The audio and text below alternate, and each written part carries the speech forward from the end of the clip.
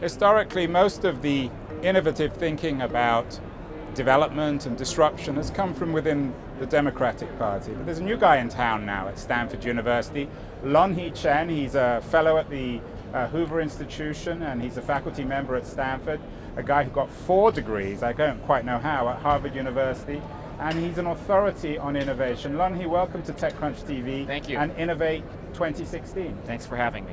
So Lanhee, is that fair? Has most of the thinking about innovation traditionally come from within the Democratic Party? I think that's the perception. I think certainly people, when they think about innovation, that may be their immediate association. But the reality is when you think about, from a philosophical perspective, which party has in my mind, the better view of what has to happen for innovation to flourish in America, it's the Republican Party. And so part of it is, I think we've got to do a better job as Republicans of getting that message out there. But I think that the common perception you've articulated is right.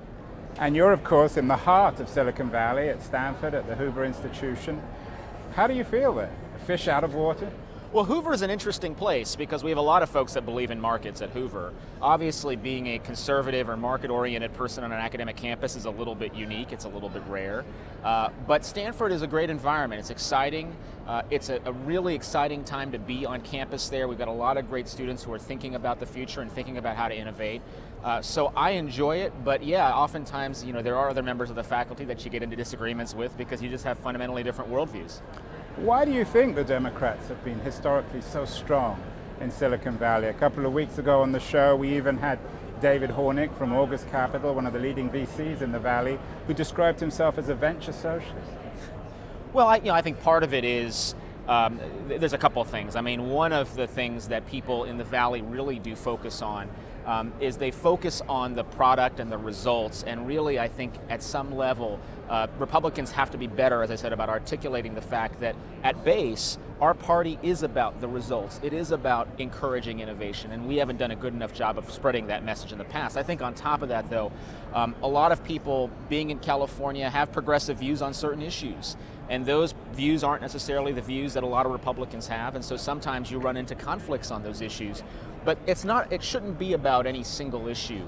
It really needs to be about broadly which party is in a better position to encourage innovation, and I think the Republican Party is. Make your case, Lanhee, for 2016, and particularly in what areas can the Republican Party be more competitive, enable innovation more than the Democrats? Well, I think a perfect example is what's happening with the sharing economy, or whatever the preferred phraseology is these days. But the answer, it seems to me, from a lot of Democrats, including Hillary Clinton, is let's figure out how regulation can solve the problems we see. Let's figure out how to tell Uber, for example, that people need to be employees and can't be independent contractors. Let's figure out how to bolster traditional service providers at the expense of innovators. And I think that view is totally wrong. I think Republicans have an opportunity to say, look, we believe that this economy can grow and flourish as long as we don't have Washington getting in the way or Sacramento getting in the way, that in fact, part of what we need to do is have a space where innovation can really take off. And I think the answer is not always, hey, let's have more regulations, or hey, let's have more rules and restrictions, or hey, let's bolster traditional entrance into the market, when in reality, that's not what's going to produce innovation, that's not what's going to produce better outcomes for society. What about jobs, Lanhee? Some people are worried that artificial intelligence will create a more and more machine age, a second machine age economy, as Andrew McAfee and Eric Bryn Johnson describes it, in which there'll be fewer and fewer jobs. Does that worry you, or should it worry you? Should it worry Republicans? Well, look, I think innovation has a lot of byproducts. Some of them are positive, some of them are disruptive. But the reality is that as our economy grows, if we enable our economy to grow with the right fiscal policy, and we're encouraging innovation, that should lead to more jobs down the road, not fewer jobs. But what that actually means is we have to ensure, for example, that people are properly trained for the jobs that are being created by the innovative economy. Of course, if we don't have proper job training, if we don't have proper educational programs, if we don't have a smart immigration system, we're going to have difficulty with innovation. But if we've got fiscal policy right, if we've got generally policy in these areas right, I firmly believe that innovation can be a good thing when it comes to economic growth and job creation. What about innovation in education then? Where do you see the most important reforms there? Well, I think it's a couple of things. Really, in higher education, we need to start realizing that there are some students who will go to college, there are some students who need more vocational training, there are some students who just want to go and work as soon as possible, and we need to have an education system that's flexible enough and innovative enough indeed to help them do those things. Right now, it seems like we've got an education system that is really immobile. It's really non-agile. Unionized or over-unionized? Well, certainly in K through 12, that's a big problem. I think it's an absolutely big problem. I think in higher education, the problem is disruption can't come fast enough.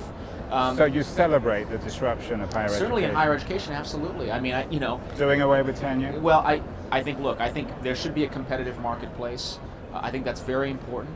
I think that there should be a greater use of online technologies. I think we should be doing what we can. If students want to get out of college more quickly, they should be allowed to do that. We should have non-traditional forms of higher education as well. We've got way too much in-the-box thinking in higher education. I know a lot of your work also focuses on healthcare reform, innovation in the health system, which of course we at TechCrunch spend a lot of time thinking about. But where's the politics of that? Well, healthcare, obviously, all the discussion for the last 6 years has been around the Affordable Care Act. And the fact that there Which is I still... assume you were against. I was against and I remain against because I think it's bad policy. I think there's a much better way to achieve the goal of lowering health costs and expanding coverage. I think the reason why the Affordable Care Act continues to be broadly unpopular is because of the fact that in a lot of ways it's a 20th century law for a healthcare system that's moving rapidly through innovation to the 21st century. The fact that there's so much public disapproval of the law does suggest that some change is still likely going forward. How friendly is the Republican Party to a policy intellectual like yourself, given that the current tenor of the Republican debates seems more built around Hollywood than serious investigation? Well, I think that there are a number of really great thinkers in the conservative movement. I think such as? Well, there's a number of people that I've interacted with, for example, recently to put together a plan to replace the Affordable Care Act. I think of folks like Yuval Levin, who's the editor of National Affairs, a very well-regarded conservative thinker. Jim Capretta at the American Enterprise Institute does a lot of work on healthcare. Scott Gottlieb at AEI as well. There's a number of innovative healthcare thinkers, but not just in healthcare. There are really great innovative thinkers in a guy named Orrin Cass, who I worked with on the Romney campaign, who is really on the cutting edge of thinking about solutions when we think about energy policy, environmental policy, and policies relating to inequality. So I think there's a lot of folks. You mentioned Romney, and he clearly was a wonk, but wasn't the reason that he lost was he was a wonk, and that this time around, the last thing I think Republicans are going to go for is a policy one? Well, I think that regardless of the electoral cycle, at the end of the day, voters do care about what a candidate is going to do when they're elected president. And I think Governor Romney had a lot of great ideas for how to fix the economy, for how to make the country stronger, and I think a number of Republicans have done the same in this cycle as well. So at the end of the day, it's going to be policy rather than personality that could win the election for your party? Well, look, I think both are important, but I think articulating a good forward-looking vision that tells the American people, look, here are the things I'm going to do if I'm elected president, I think that's really important. And I think at the end of the day, that will drive voter decision-making to a certain degree. Well, I hope you're right, because I think a policy-focused Republican Party is good for Republicans and it's good for the country. I agree. And I appreciate your appearance on Innovate 2016, and I look forward to having you back in 2016 when we discuss more about the specifics of the election. Thank you so much. Thank you. Good to be with you.